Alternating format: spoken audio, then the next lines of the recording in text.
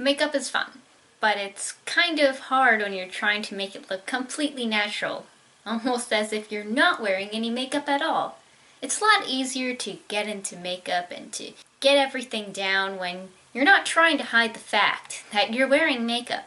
So why not go all out and just own the fact that you're wearing makeup? So that's what I'm going to do. And why not do that in the most Danny core way? Taking inspiration from every makeup maker, creator's favorite buzzword, unicorns. Let's get started. I actually drew a sketch of something, of like a look I was going to go for during my sociology class. I'm a great student. Okay, I got a ton of eyeshadow, because we're going to start there, because with all of this sparkle stuff, there's quite possibly going to be a lot of fallout. This is my mirror. It's on my box of 64 Crayola crayons. Unfortunately, I do not have any headbands with unicorn horn, so we're going to use a Electra Heart bow instead.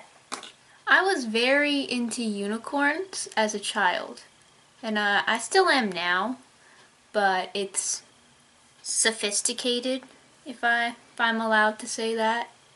But I've been into unicorns for so long. And because of like the internet and stuff and makeup kind of turning into something that is completely amazing, it's become a thing, and everyone kind of notices this because, you know, they do this with other words too. They use mermaid, they use holographic, they use them a lot because those words a lot because they draw attention, you know, because people kind of like that. And as long as unicorns aren't getting like a negative rep, I really don't care. But it's almost like they're just kind of throwing the name out there, and it's almost like a personal attack. Like, you know, they'll know I'll buy anything that has a unicorn title, and I'm just like, I don't have this kind of money all the time. I can't buy every single unicorn product out there. Surprisingly, I don't think I actually own any products that are called unicorn, but I am using one called Moondust, one of my favorites, just because of all the sparkles. Now let's get some blue in here. Oh, that's some blue.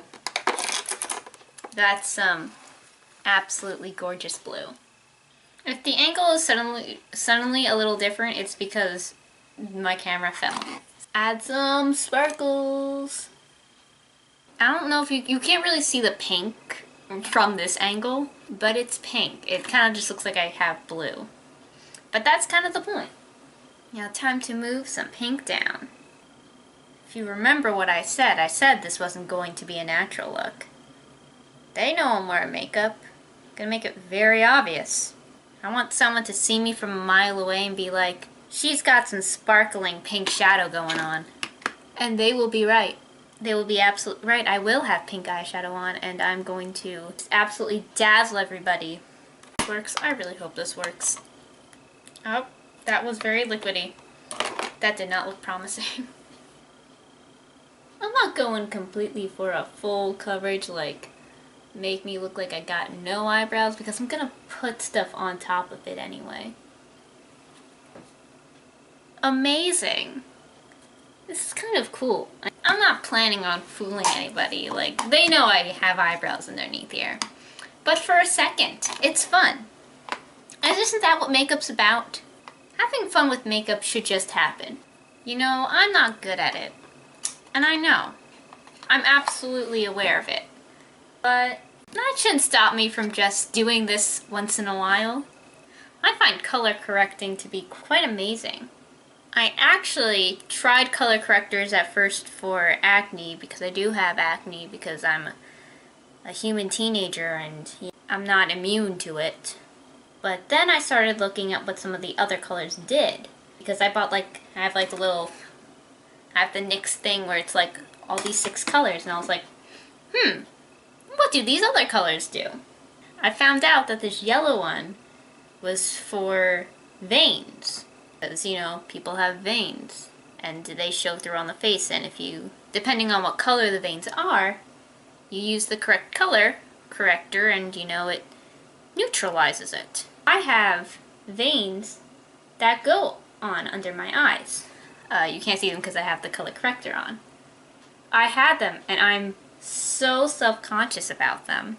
And I would put concealer on and it just looked like a weirded, faded version.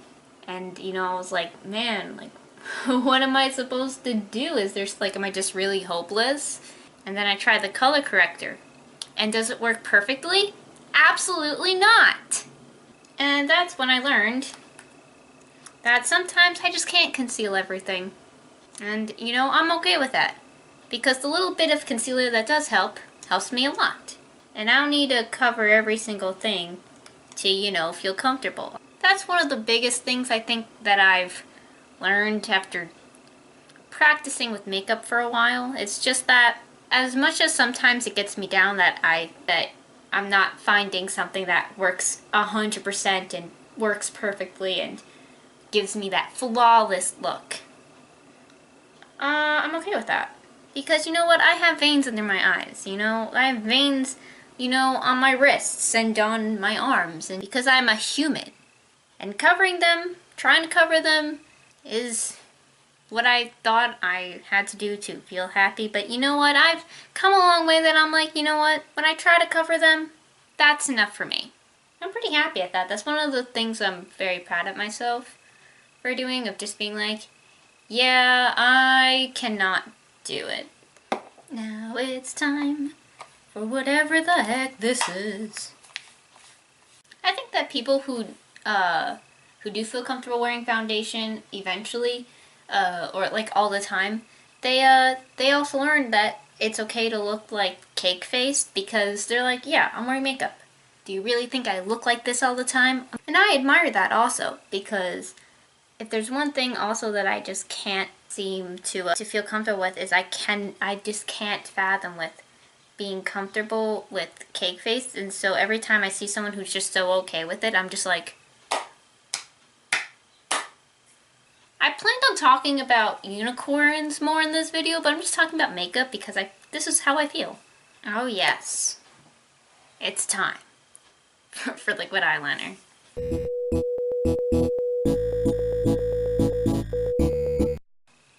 Fabulous. This is exactly what I was going for. White eyeliner is probably amazing and the best thing ever, so quote me on that. Now, to make up for the fact that I won't have a horn, I'm gonna do a little thing right here to pretend like I do have a horn. Kind of like that one movie that I watched a few times when I was a kid.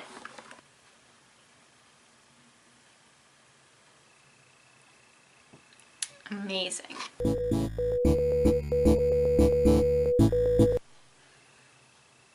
Yes! Yes! Yes! And now we need this to be as bright as possible. So a little more about unicorns. They're amazing creatures. There's literally versions of them in like so much history. Different types of unicorns. They're just amazing. And anyone who says otherwise is lying. And now my white eyeliner is dying. Because it's like, please, mother, why have you forsaken me to this fate? Now I guess we gotta do some contouring and highlighting. Unicorns have been a part of my childhood. I don't know why I gravitated toward unicorns. I had a thing for horses and I don't know what came first, to be quite honest. I like them both. But unicorns have been like a thing forever. People love them. They're loved in like history, they're feared by history, there's like weird, you know, erotic books about them. People just like unicorns, and who can blame anybody? Who can hate them? Okay, I don't know what's wrong with my blush, but I gotta fix that after. We going for a strong highlight look. I want to blind people. I want to be the unicorn. Just be the unicorn. I feel like if you go out with the mentality of be the unicorn, I think you become a lot more powerful as a person. People think of unicorns and they're like, oh, they like take no crap from anybody. And just like, why can't we be more like that? Just be unicorn. I kind of already take that in my life. I think I would recommend that to a lot of people. Well, I have white. I should use the white one. Yes! Okay, great. Lips. There's a ton of stuff I could use, but I'm going to use something that dries matte so then I can put this this prismatic top coat on top of it. Ideally, I would have gone for a lighter color, but I kind of don't have one. But you know what? Top coat's gonna go over it anyway. While we wait for it to completely dry though, because I don't kind of want to move it. It got all over my hand. Let's get some mascara on. Now, I don't use fake lashes, mainly because I'm kind of scared to try them. But, you know, I'll try them one day. And then that day, I guess I'll know if I've been missing out or if, you know, I was saving myself. And, you know, I realized, yeah, I don't need this at all. I'm going for the bottom lashes also. Now, let's put on this top coat. And there we go.